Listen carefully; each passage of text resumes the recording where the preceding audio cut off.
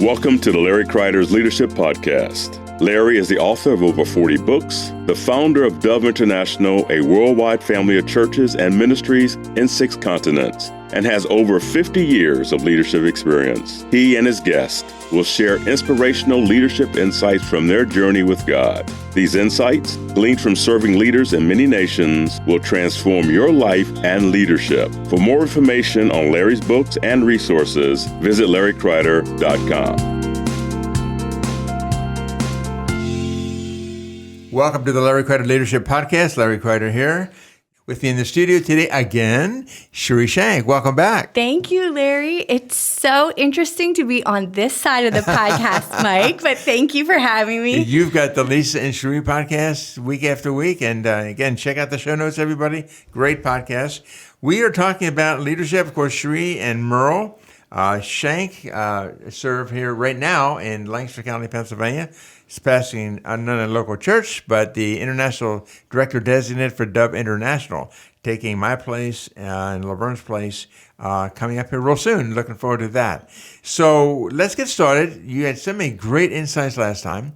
Are you ready? I'm ready. All right, here we go. Do my best. Here's a question a lot of people ask.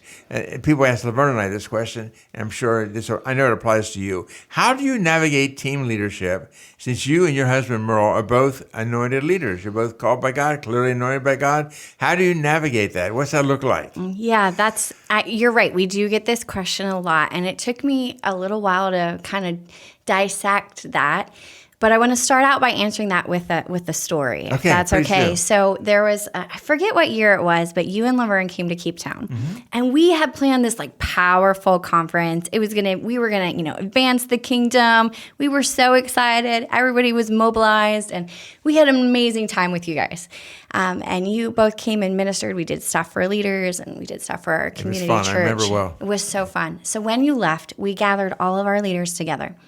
And we were like, so tell us, what was your big takeaways from the event? And the answers that we got stunned us. They were like, we just could not believe how they spoke together and they ministered together. And Larry gave Laverne time to share and they spoke and ministered together. And then she gave him time to share. We've just never seen anything like that. And then they were like, yeah, and the values of Dove, it's really not just Merle and Cheree, who are servant leaders, but they were helping clean up and do all the things and wash the dishes. And we can't believe that that's what it was like over and over and over again. And we were like, really? Out of this huge conference? That was your takeaway? But I think the earth is hungry for a model of honor. Right. Especially in a husband-wife ministry, but there's also women who have callings on their life who need people around them push them and help them to be developed into who they're called to be. So I think when you ask this question, you're really tapping into a hunger for the body of Christ to work together in a different way. That's right. And how can you do that? And what can that look like? And how can we have more of that? And I think in the absence of models, people need clear instruction, they need clear teaching, and they need clear models. So we were just traveling to a number of regionals, some in the States and overseas, and one of the common threads that came up, in fact, it was almost word for word the same. People would come up to me and they were like, we loved that you shared. We loved that you stood and ministered. And your husband, he stood beside you and he just is beaming and he's just so happy. I saw it happen. It was wonderful. It was that, as a speaker, you want to know what stood out to you? Was it powerful? None of that mattered. What mattered to them was seeing the honor between Merle and I. Correct. And how we work. And so if I would answer this question, I would start out with 1 Corinthians 12:4. And it says, there are varieties of gifts, but the same Spirit. And there are varieties of service, but the same Lord. And there are varieties of activities, but it is the same God who empowers them in everyone. To each is given the manifestation of the Spirit for the common good. And it goes on to talk about that. And I think if I could answer that question for Merle and I, is that he has always encouraged me to be who I'm called to be, and not spoken for me, but had me share what I have. Right. And I've done the same for him. And I'm like, hun, you have the anointing in this moment. I'm going to submit to the grace of God in your life, and I'm going to get behind that vision. And there's times he's done that for me. Sure. And that picture of honoring our unique voice and gifts in one another. And I think there is this, in some circles, not all circles, there is some circles where it's like the women just will be quiet and the husband will just be the one who's supposed to speak. And I think he's really modeled that, like, no, you show up. And this is how we were trained. You show up to the table. You show up having, what do you discern that God is doing? What is the voice of the Lord speaking? And he draws that out of people. And our whole training in ministry was that. Right. And no one said you shouldn't do that. I think my first 15 to 18 years, that's just how we were trained. So this whole issue of how do you explain this with men and women is really something I've only encountered probably in the last 6 or 7 years. Interesting. But I feel like it's that place of honoring one another and cherishing the way God speaks to others. And we understand that. We understand it's we need the eye, we need the hand. We all use that language. But in a team setting, I don't want a team where everybody looks like me. Right. I won't make good leadership decisions. Having different perspectives will help us hear the wisdom of God and being able to pull that out. So we need to create cultures where there's space for that and be secure in our own identity. If I was insecure in how I heard God, or if Merle was insecure in how he heard God, we would feel threatened or like it's a competition. Right. And because of that, I can honor when he has clear leadership, and he honors when I have a clear word of the Lord. And it's sometimes he's like, babe, I don't feel that, but I have enough track record with the prophetic in you that if you feel called to that, I'm going to get behind it. Right. And he's done that for me, and I've done that for him. Right. So it's really back to the culture of honor. It is. I really, really, really affirm. What are some key issues that you find leaders facing today, Cheree? Oh, man, that's a big question, I know, Larry. I know it is. So one of the things that made the biggest impression on me when I first came to a international leadership conference with Dove. So Merle had been coming for years, I always was staying home with the kids in South Africa. And the first time I came, it was such a powerful ministry time, but also just emotional time of connection, because what happened is we all have shared values, different expressions. There's house churches, community churches. There's people who are doing ministry in the poorest of the poor. There's people who have ministry with really affluent, educated people in their church. But we would sit around these tables, and immediately my heart would just be torn, because I'd be talking to someone in another nation and the things that they were dealing with. And I would be like, I get it. I get what you're dealing with. I get what that warfare is like. I get what that leadership decision, that pastoral decision feels like. I understand that. And that sense of understanding. Yes. And it's so rare. I mean, I've been to other conferences. You do not feel that sense of family. And so I think as a leader, you feel isolated already because people can treat you differently sometimes. And they shouldn't, but that's just how it happens, unfortunately. So one of the key issues is isolation. And I have found the Dove family to have really been a place that breaks isolation and brings people into a place where you do not have to do it alone. Loneliness is a lie. It is. There is a sense of community of provision that God has as for you. You might have to pursue it. It takes a lot. I think every year we've been, when we tried to travel, we never had the money to do it. It was always maybe you can work while you're there, or maybe you can see how God will provide. So it takes faith and risk, but just investing in the body of Christ is a huge thing. You don't have to do it alone.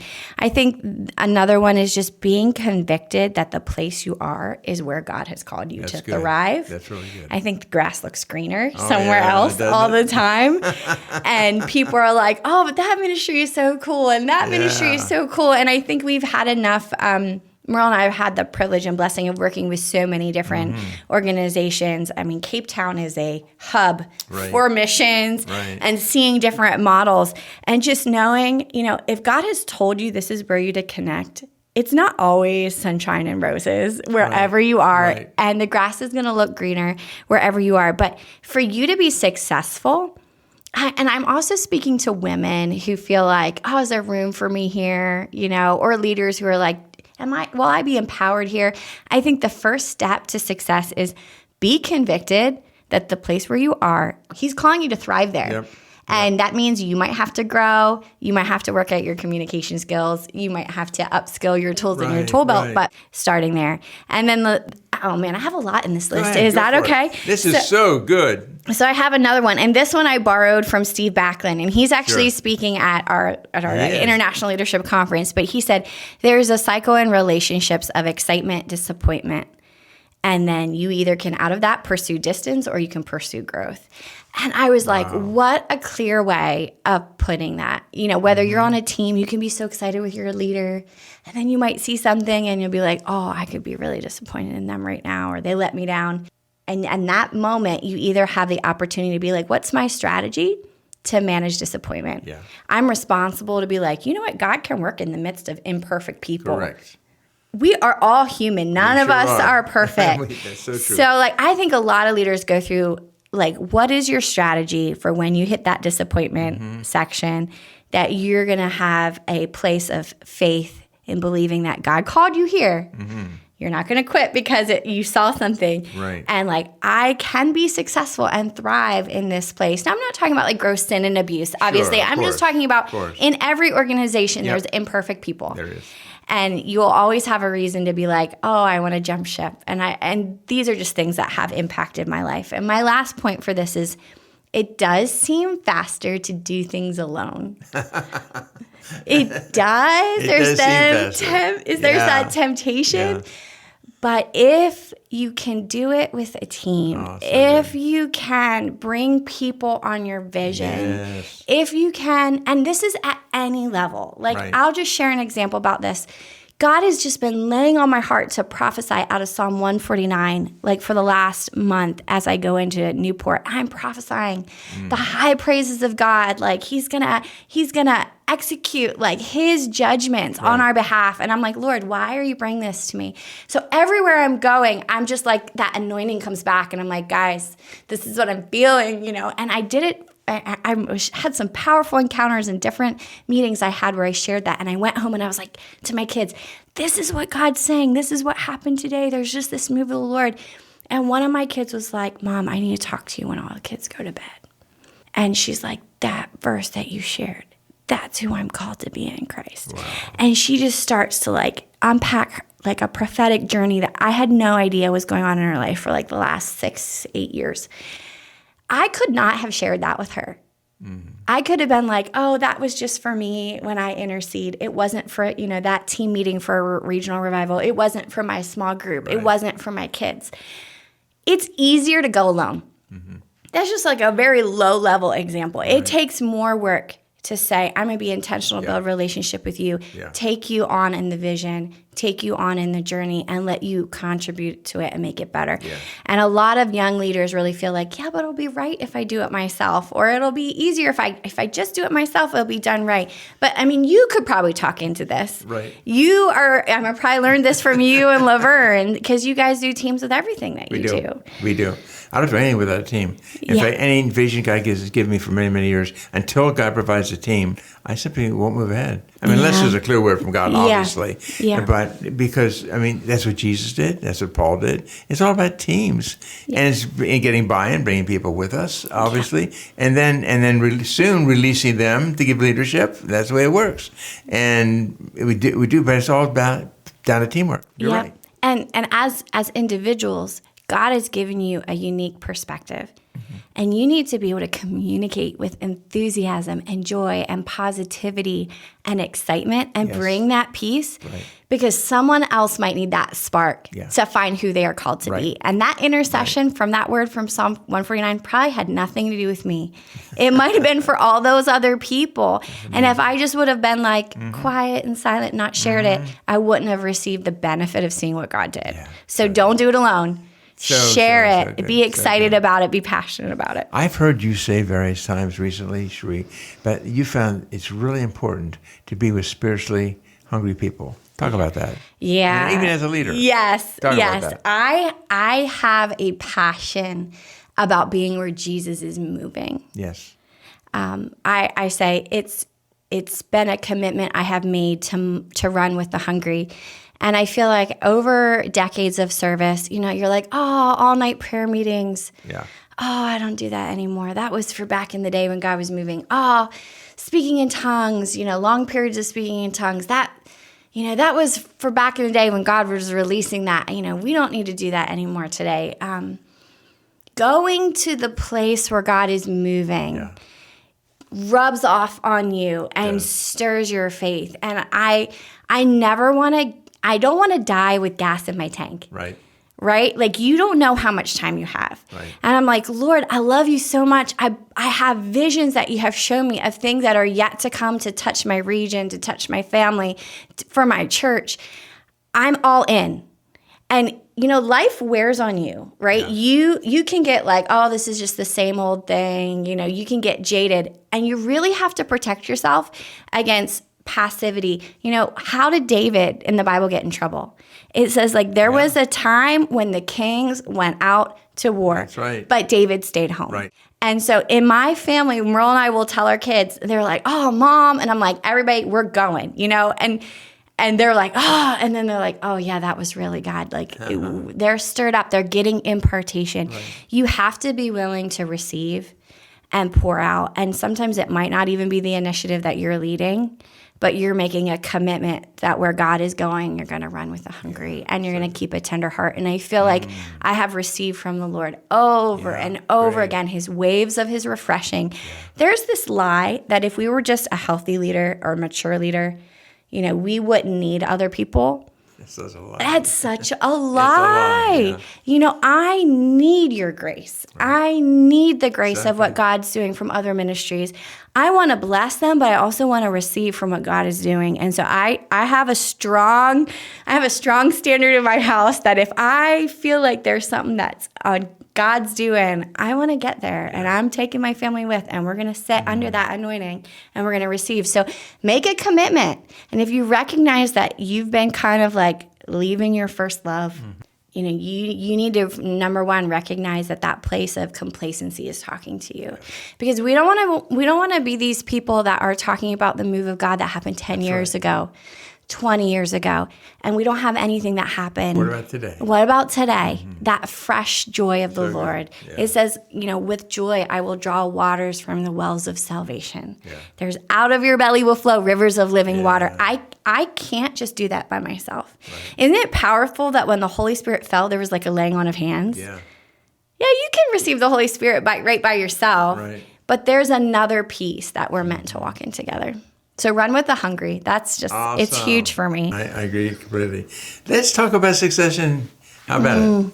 Let's talk about you and Merle, and looking forward to the future. Yeah. Of course, Merle will be the international director. You're a clear apostolic leader working with him and the team. For Dove International, Laverne and I were decreasing. So Merle and you are increasing. How's it feeling to you? We'll get real personal here. Oh, man, Larry. We're excited, just so you know, on our side. We are thrilled. We see God's hand on your lives. And as I've said before, traveling with Merle has been such a joy, such a blessing. And you and Laverne had a chance to be on a few of those trips. Most of them, Merle and I went on. But we just felt it is just so right. God has spoken it. It's so right. There's been a long process, but I think a good process. I think looking back now, I think it's been good. Well, anything you'd want to offer to others who are looking at succession in their own areas? And you've been through various successes in your life, and I'm aware of that. Yeah, I mean, I think Merle and I say we're really grateful for the Dove International leadership team and the succession advisory team, because we feel like this has been a really healthy process. Good. We feel really supported in the process, and just you guys have made it so easy. Like, you have been Merle's best champion, right? You're advocating for him. Total advocate. You are like, it's okay, our values are not changing, our mission is not changing, but methods can change and should change. And there's team space for new people to join teams, and all the important things that need to happen to see success in the next stage. Mm-hmm. So we're really great. We're really grateful to you guys. You guys are incredible. I feel like even in any change, there's an emotional piece. Of course. And I think even before you officially had spoken to Merle, like I'm a prophetic person, and I was like, I wanted to be like one of those horses with blinders on. Like there's all these prophetic messages, and I'm like, I'm not looking. I don't want to see them. I don't want to hear them, because there is a place of like, change is difficult, right? You have to face identity issues. You have to face clear communication. Right. You have to really recognize when God's speaking to you into, I want you to step into something. And I mean, we've done a few things, but you've done this for 40 years, you know? It's been a while. And it's hard to be like, the grace that you had to try new things and risk and grow and develop, people have to extend to us now in this new season. And I know they will. And they will. Like there's grace to grow and develop and try new things. And make mistakes. And make mistakes, because we're not perfect. Lots of them. Yeah. And I love that. When I said it, when we were in Barbados, I was like, to a congregation, is one of the most empowering things that you can do to support the next generation is to champion them, to show how can I care for this church? Because people all over the world are concerned because they see that, you know, I think the statistic is around 60-some% of church leaders will look at succession in the next 10 to 15 years just because of age. Right. And that's a huge, I don't think we even can comprehend the magnitude of that shift in business and in ministry. Right. And so what does it take to see the next generation thrive? And I feel like if there's takeaway number one is that you and the leadership team have really shown care and concern for the whole body, for you guys as founders and leaders, but also for Merle and I. And so if we could share that with any congregation around the world, change is hard. You have a part to play in the success. It requires empowering the next generation, giving them opportunities to lead. I think what's so hard is that when you've built something and it's your baby and you love it and you have this whole journey of how you've learned, then you have like this next generation that you want to like tell them all the things, right? Like you want to protect, you want to protect that. Right. And I think there's this place of imparting wisdom, but also like not being a restriction for the next generation. And I've been on both sides, so I think I see how hard it is for both sides to do that. And I think the biggest thing I've seen you guys do over and over again is just to champion them, let them use their voice, let them actually lead the team, let them actually, like we've had these Jesus Rally revivals. It's been a collaborative with many ministries, with the youth leaders. None of the senior pastors have been on the stage. I know. I've been there many times. I've noticed that, and I think it's fantastic. It's amazing. So here are these young 20, 30-year-old leaders just going for it in God. Yeah. And guess what? It's not always perfect. Right. Making their own mistakes, that's okay. It's okay. And not getting bent out of shape about it. And I was like, what a model for us. Yeah. And I think you have to be really secure in your identity. Yeah. It's not what you do. It's who you are. Exactly. And I love that in your next season, and this is wording I've heard you say, like, okay, maybe the government is changing, but the anointing and the deposit and the call of God will remain. Right. And I think in our generation, I don't want it to be like chop and change. Like, you're out. I did a podcast with Jessica Tate, and she was talking about a picture that she had where they used to, I forget the name of it, it's like roller skating, some sport. And part of the move is that everybody like locks hands and they throw the leader forward to like score. And she was saying how that picture is what probably the generations will need. Not like, oh, I'm out, you're in. But like, we are behind you. Yes. We're encouraging it, and we're propelling you into your next season. And that posture will make a big difference. Exactly. Yeah. Well, we're so glad God clearly called you back from South Africa here at the right timing, and we're so blessed to walk with you through this whole journey. It's been good. I've told Merle many times, I'll continue to tell him that Dove International does not need another Larry Kreider. They need a Merle Shenk. Yeah, because you'll still be here to be Larry Kreider. I will be to be Larry Kreider, and obviously at the same time to be the greatest cheerleader for Merle and for you and for the whole team. Yeah. And serve in any way we can serve. People ask me if I'm retiring. I said, not retiring. We're just changing roles.